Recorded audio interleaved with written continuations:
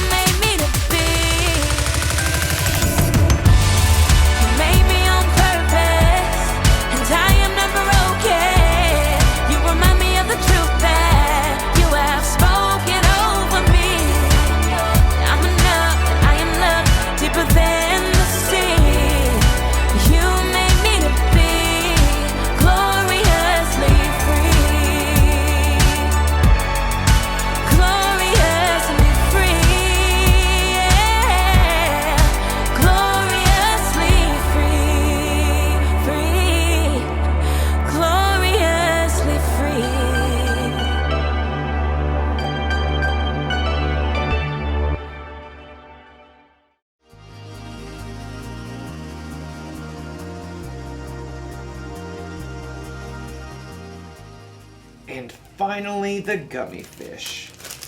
That's individuality for you. Individuality is discovering who you're meant to be so you can make a difference. Here's one thing I've discovered about myself. I have a very special gift. I'm kind of an expert at finding the perfect candy combinations. For instance, everyone knows that chocolate and peanut butter goes well together. But did you know that sour worms and cherry starburst together will make your head spin? But my most favorite combination is the one I'm working on right now. I start with sour candy. Oh, I love it so much. But too much sour can be a bad thing. So, to balance it out, chocolate covered raisins. They take some of the punch out of the sour. And plus, they used to be grapes, so healthy. Then, the gummy fish. Of course, these are key because they stick to your teeth, so you know you'll be tasting them for at least another hour.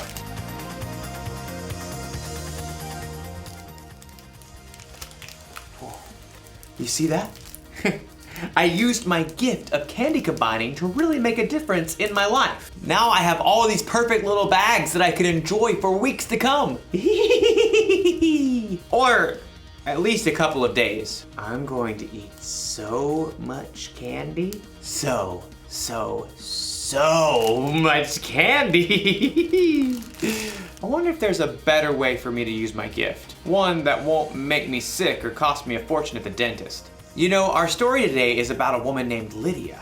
She had a very special gift too, and we're going to learn how she used it. So much candy. I'll see you soon. The Bible. It's 66 books of history, stories, letters, and poetry that fit together to form God's one big story. The epic adventure of how He created us and loves us so much that He made a way to rescue us.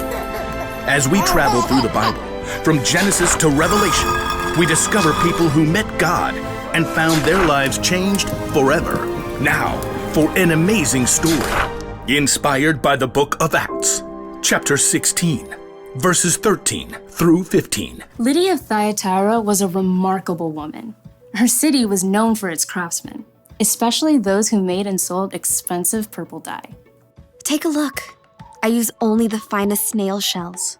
Though most successful people in business were men, Lydia learned the craft of purple dye.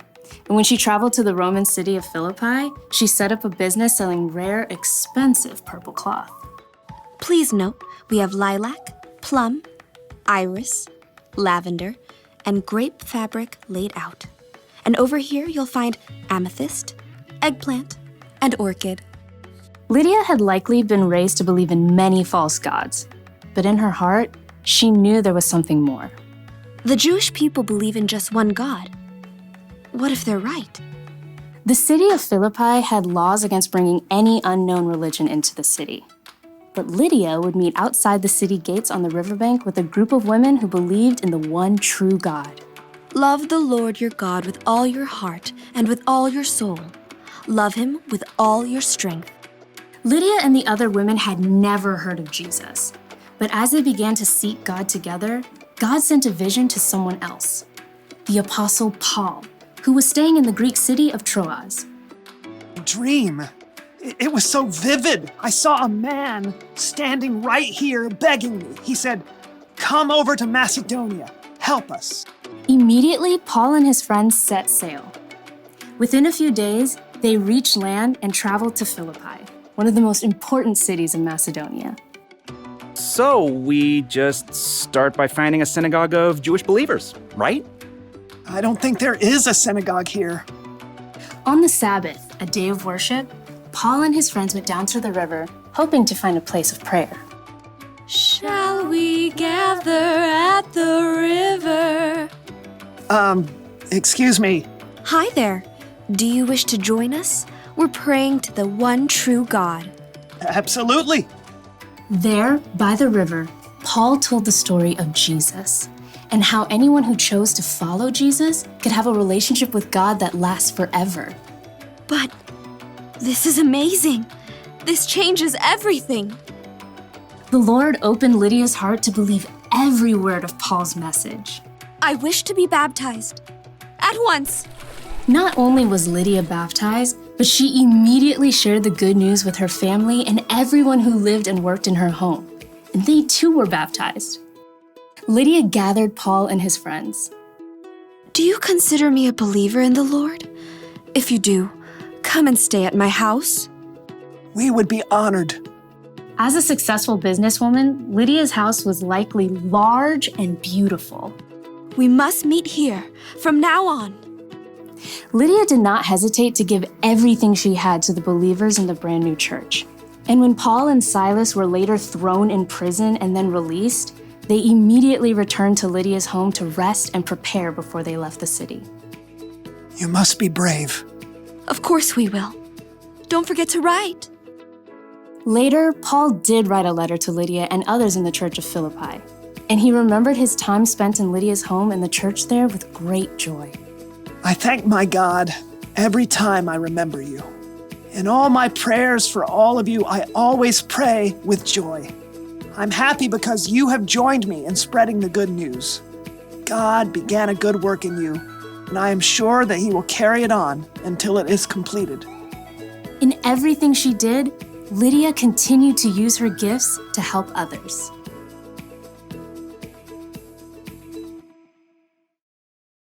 Okay, so everyone has at least one gift, right? Something they can do really well. And it doesn't have to be something flashy, like being an amazing singer. You could be good at baking, swimming, finding things that are lost, talking very, very, very, very fast, making people laugh, identifying different species of birds. It's a blue-throated macaw. Lydia's gift was that she was good at business. She knew how to make money by selling things that people wanted. She sold purple cloth. I wonder if she sold a coat like this. Probably not. Whether you know it or not, you have a gift. You may even have more than one.